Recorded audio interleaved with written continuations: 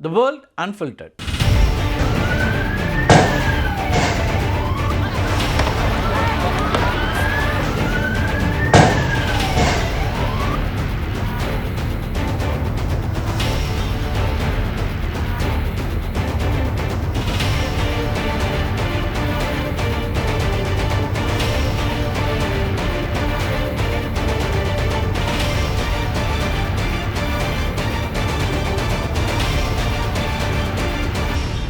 Sydney நகரில் யூதர்கள் மீதான தாக்குதலின் போது ஏராளமானவர்களை காப்பாற்றிய அஹமது இருக்கார் இல்லையா, இவர் ஆஸ்திரேலியா த பெஸ்ட் மேன் அப்படின்னு புகழ்ந்து ஆஸ்திரேலியாவோட பிரதமர் அந்தோனி அல்பானிஸா இப்படி ஒரு புகழ்ச்சியை கொடுத்துருக்காரு.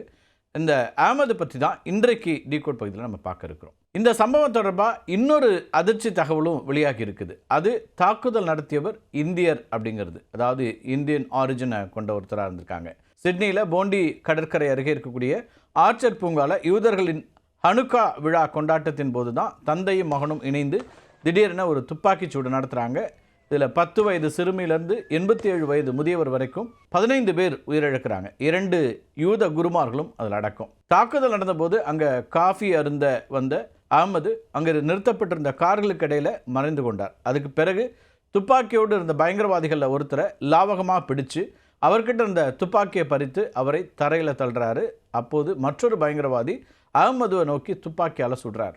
உயிரை பணயம் வைத்து அஹமது செய்த இந்த செயல் சமூக வலைத்தளங்களில் வீடியோவாக பரவி உலகத்தின் கவனத்தை ஈர்த்திருக்கிறது. ஆஸ்திரேலியா அவரை கொண்டாடுது. அஹமது பயங்கரவாதிகளை இடைமறித்திருக்காவிட்டால் நூற்றுக்கணக்கானோர் உயிர்ந்திருப்பார்கள் அப்படின்னு ஆஸ்திரேலிய அரசு தெரிவிக்குது. ஏன்னா துப்பாக்கிச்சூடு நடத்திய தந்தை மகன் இருக்காங்களா, இவங்க பம்ப் ஆக்ஷன் ஷாட்கன் உள்ளிட்ட 6 சக்தி வாய்ந்த துப்பாக்கிகளை வச்சுருந்தாங்க. இந்த துப்பாக்கிகளை வைத்துக்கொண்டு இருவரும் கண்மூடித்தனமாக காண்பவர்களையெல்லாம் சுட்டு தள்ளி இருக்கிறாங்க. தாக்குதலுக்கு ஆளான மக்களுக்கு உதவ வேண்டும் அப்படிங்கிற ஒரே சிந்தனை மட்டும்தான் தனக்கு இருந்தது அப்படின்னும், கடவுள் தான் அந்த சக்தியை கொடுத்தார் அப்படின்னும் அஹமது தெரிவிச்சிருக்கிறார். தான் உயிரிழக்க நேரிட்டால் பல உயிர்களை காப்பாற்றுவதற்காக இறந்தேன் அப்படின்னு குடும்பத்தினரிடம் சொல்லுமாறு தன்னுடைய சகோதரரிடம் சொல்லிய பிறகுதான் ஓடி சென்று பயங்கரவாதிகளை எதிர்கொண்டதா அவருடைய சகோதரர் சொல்கிறார். இந்த செயலின் போது மற்றொரு பயங்கரவாதியால் சுடப்பட்ட அஹமது பலத்த காயங்களோட மருத்துவமனையில் அனுமதிக்கப்பட்டார். தற்போது அவருக்கு தீவிர சிகிச்சை அளிக்கப்பட்டு வருகிறது. ஏற்கனவே ஒரு அறுவை சிகிச்சை முடிச்சிருக்கக்கூடிய நிலையில் புதன்கிழமை இன்னொரு அறுவை சிகிச்சை நடைபெறும் அப்படின்னு அவர் அனுமதிக்கப்பட்டிருக்கக்கூடிய சென்ட் ஜார்ஜ் மருத்துவமனையினுடைய மருத்துவர்கள் சொல்கிறாங்க. அவருடைய இடது தோள்பட்டையில் ஒரு துப்பாக்கி குண்டு இன்னும் அகற்றப்படாமல் இருக்கிறது. காயத்தின் தீவிரத்தினால அவர் தன்னுடைய இடது கையை இழக்க நேரிடலாம் அப்படின்னும் மருத்துவர்கள் கணிச்சிருக்கிறாங்க. ஆனாலும் சிகிச்சை தொடர்ந்து கொண்டிருக்கிறது. மருத்துவமனைக்கு நேரில் சென்ற ஆஸ்திரேலிய பிரதமர் ஆண்டனி அல்பனீஸ் அஹமதோட நலம் விசாரிக்கிறாரு. அஹமதனுடைய உறவினர்களுடையும் உரையாடி இருக்கிறாரு. அஹமதனுடைய இதயம் வலுவானது அப்படின்னும் அவருடைய துணிச்சல் மற்றவர்களுக்கு ஊக்கமளிக்கும் அப்படின்னும் ஆஸ்திரேலிய பிரதமர் சொல்லியிருக்கிறார்.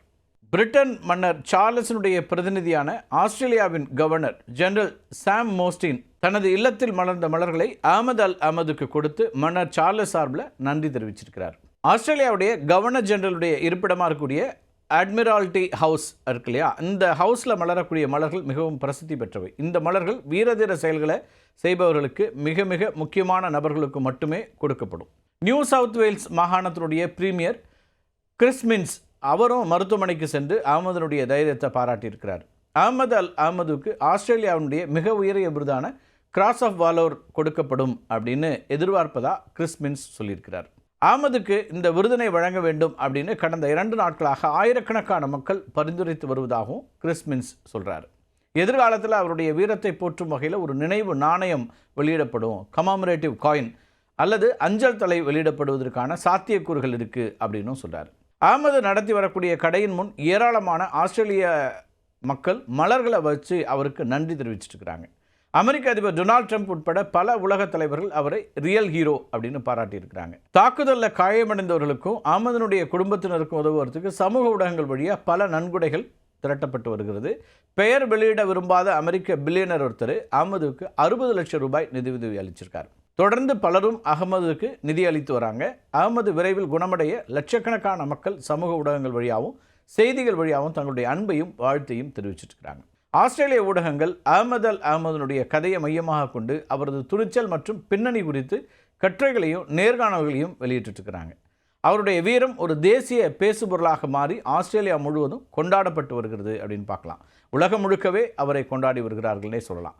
மக்களை காப்பாற்றிய தனியொருவன் யார் இந்த ஹீரோ அப்படிங்கிற ஒரு சுருக்கமான பார்வை பார்த்தலாம். சிரியாவினுடைய இட்லிப் நகரத்தில் பிறந்த அகமது அங்கு பாதுகாப்பு படையில் பணிபுரிந்து வந்திருக்கிறாரு. 2006ஆம் ஆண்டு ஆஸ்திரேலியா வந்தவர். 2017ஆம் ஆண்டு குடியுரிமைக்காக விண்ணப்பித்த அவருக்கு ஏமாற்றம் தான் மிஞ்சியது. அகமது தொடர்ந்து பலமுறை போக்குவரத்து சட்டங்களை மீறியதன் விளைவாக அவருடைய விண்ணப்பம் நிராகரிக்கப்பட்டதாக ஆஸ்திரேலிய உள்துறை அமைச்சகம் தெரிவிச்சிச்சு.